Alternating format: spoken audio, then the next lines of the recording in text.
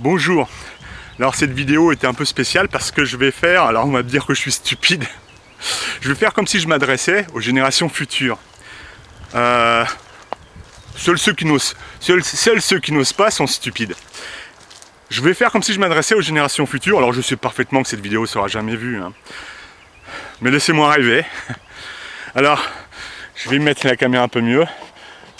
Je m'adresse à vous, génération du futur, de 2050, de 2100, de 2200, je ne sais pas.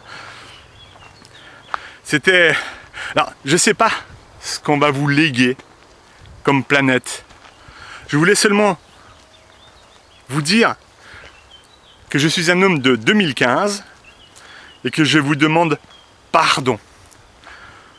Pardon de la planète qu'on va vous léguer, qu'on vous aura léguée. Parce qu'on est dans un monde aujourd'hui, en 2015, où on sait parfaitement, et depuis plus de 50 ans, où les scientifiques tirent la sonnette d'alarme, que notre planète est en grand danger, qu'il faut cesser toute forme de pollution, qu'il faut arrêter de massacrer la nature, les animaux.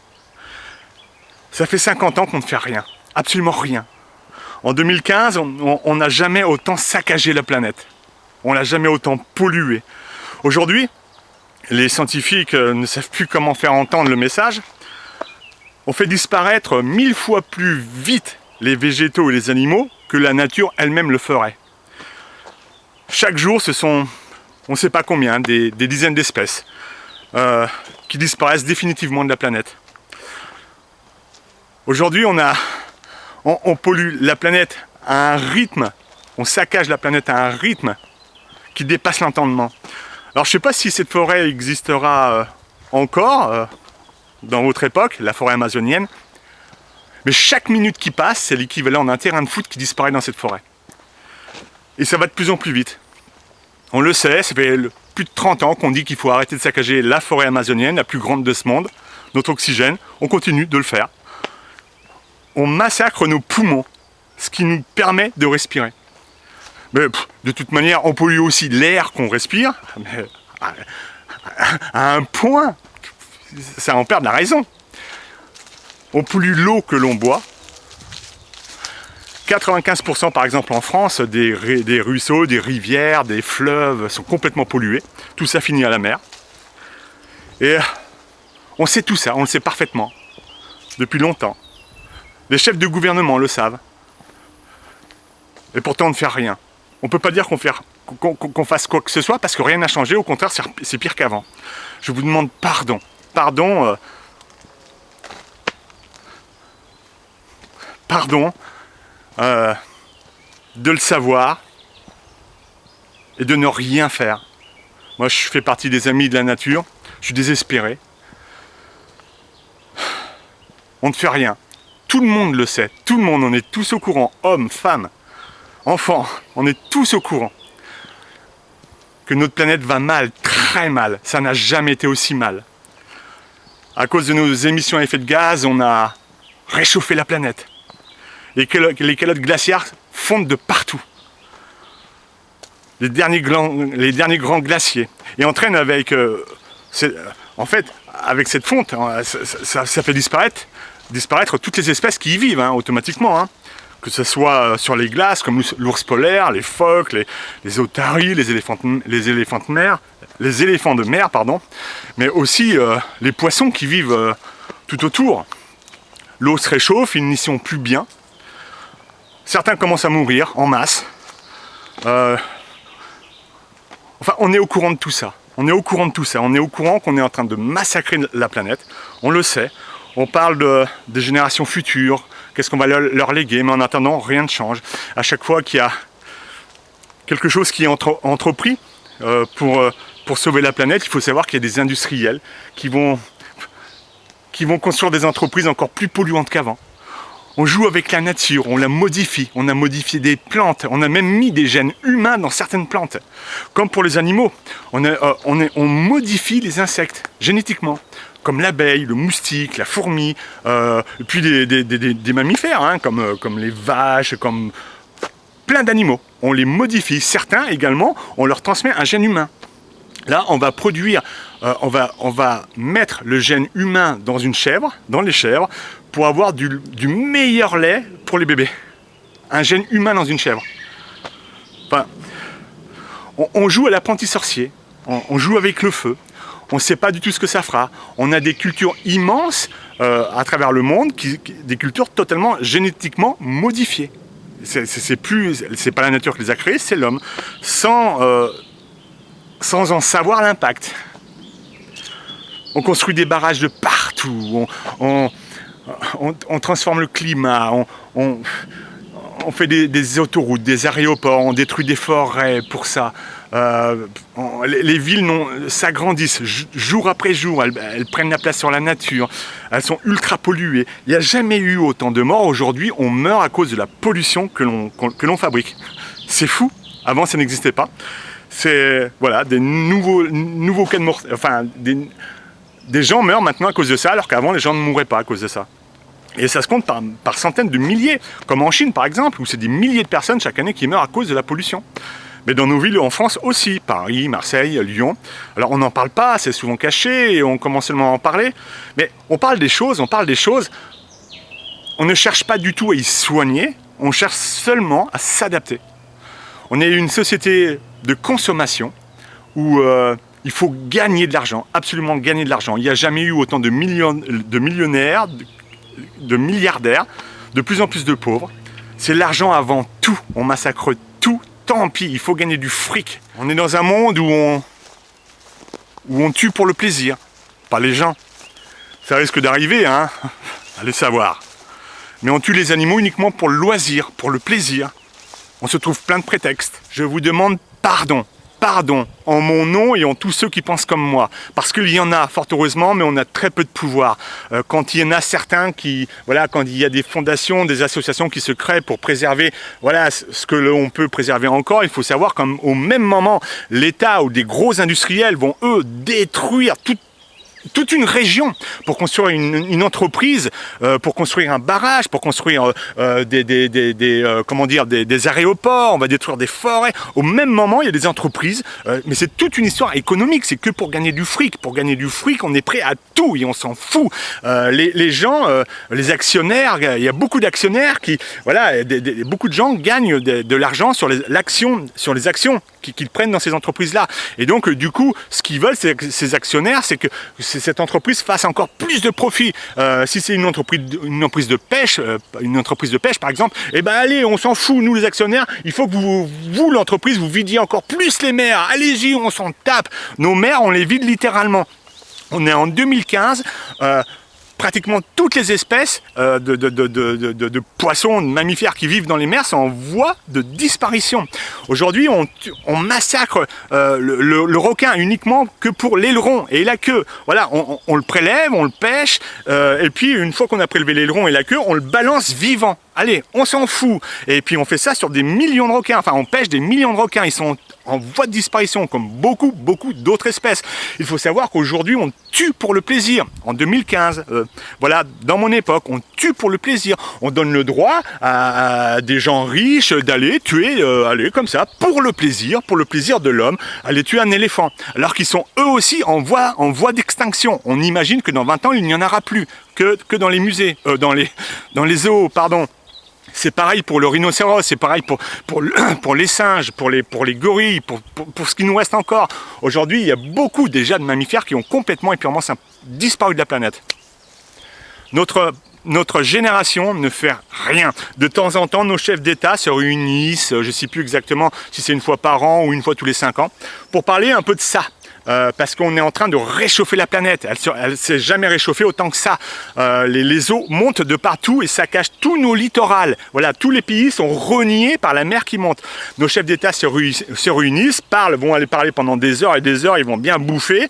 Et puis, au final, qu'est-ce qui se passe ? Eh bien, à la sortie, des pays comme les États-Unis, comme la Chine, sont sortis de là en disant « écoutez, nous, d'accord, peut-être qu'on fera un petit effort, mais pas pour l'instant, que dans 30 ans, parce que là, pour l'instant, il faut donner du travail au peuple, il faut donner du travail aux gens, et voilà, on peut pas, pour l'instant, on ne peut pas, alors que c'est maintenant qu'il faudrait faudra le faire. Dans 30 ans, on ne sait pas ce qui va se passer. Ça va être terrible.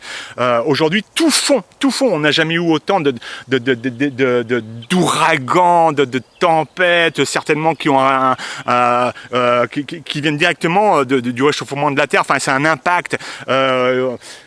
Tout disparaît, on détruit tout au lieu de tout faire pour eh bien, avoir le moindre impact possible et essayer de réparer les choses, on fait tout l'inverse. On n'a jamais construit autant de navires aussi énormes. On balance chaque année, chaque jour, chaque semaine, des navires d'une grandeur qui dépasse l'entendement, plus grande que des immeubles.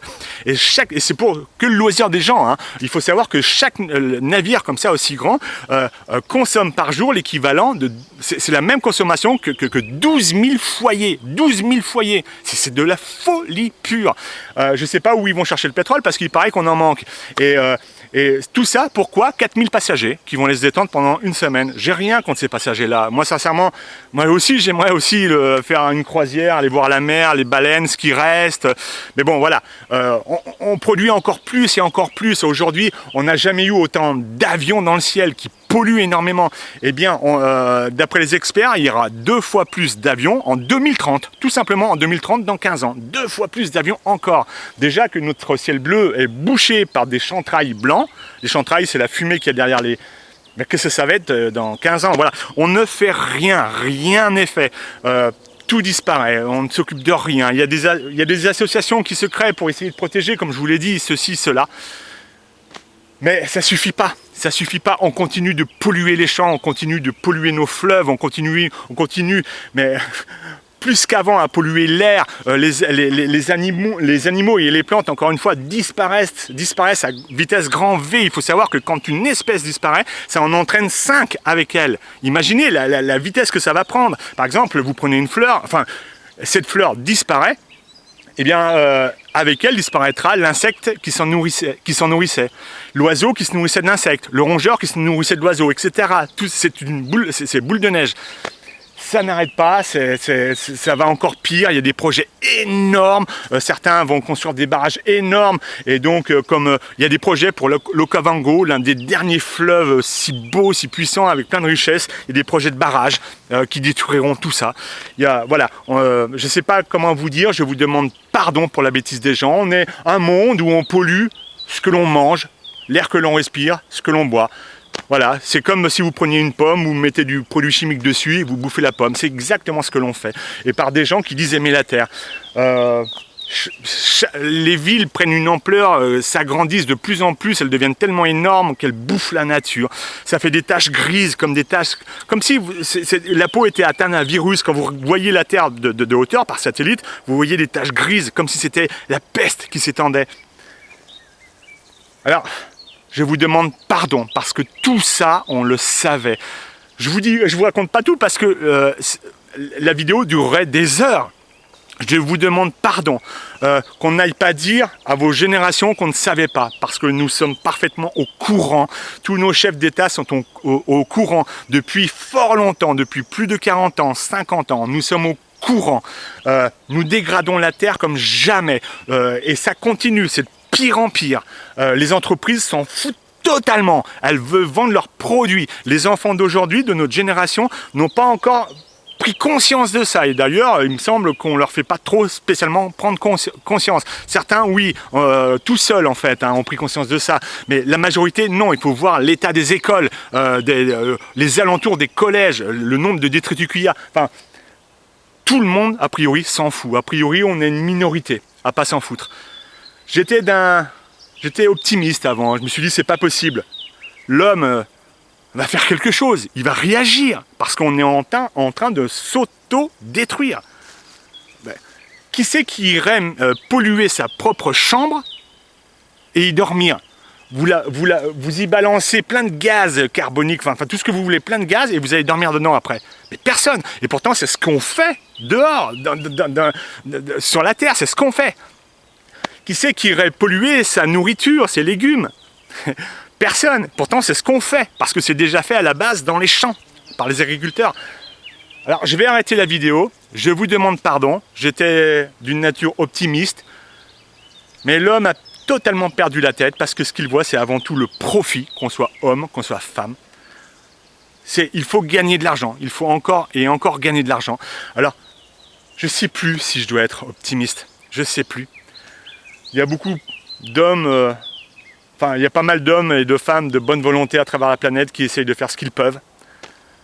Mais quand on voit à côté ce qui est détruit, c'est difficile d'être optimiste. Alors, nos plus grands écologistes, comme les écologistes qu'on a en France, hein, notre Premier ministre et tout ça, au lieu de trouver une solution pour guérir le mal, non, ils cherchent une solution pour s'adapter au mal, voilà où on en est aujourd'hui, mais avant tout, si on pouvait gagner de l'argent là-dessus, ce serait encore mieux. Voilà les solutions. Comme mettre des vignettes sur les voitures les plus polluantes, ça ne va pas réduire la pollution, sauf que l'État va se gagner du fric. Voilà, c'est tout le temps comme ça. Par exemple, on est à une époque, je pense que vous fumerez plus, vous. Enfin, j'en sais rien du tout en fait. Je pense que vous fumerez plus la cigarette. Mais aujourd'hui, au lieu d'interdire, de bannir la cigarette, non. La solution de nos ministres est de taxer les cigarettes pour gagner de l'argent. Ils ne condamnent pas la cigarette. Enfin, on interdit. Voilà, puis je m'éternise. En fait, les solutions de nos ministres, de nos écolos, c'est en fait de gagner de l'argent. Voilà. Comment s'adapter et gagner de l'argent. C'est tout. C'est ça. Donc je suis très pessimiste, franchement je suis pessimiste parce que j'ai beau regarder dans tous les sens, je ne sais pas comment est-ce qu'on va faire. Pourra-t-on préserver le peu qui reste? On est à un monde de consommation où on préfère avoir le dernier portable, le dernier cri, enfin je ne sais pas si ça existera encore à votre époque, il y aura peut-être une autre technologie. Le portable ça permet de téléphoner, on est à un monde où il faut avoir la dernière télé, la dernière bagnole, le reste on s'en branle. Pardon au nom de ma génération qui pour eux sont... meurtri par tout ça, on se sent complètement impuissant, pardon, on le savait, et les chefs de tous les gouvernements de tous les pays le savaient aussi, la population humaine le savait, certains ont fait ce qu'ils ont pu, d'autres s'en foutaient, mais on savait à quel point la planète était en danger, et on n'a rien fait, on n'a absolument rien fait. C'était le témoignage d'un homme qui vivait en 2015, un message destiné aux générations futures.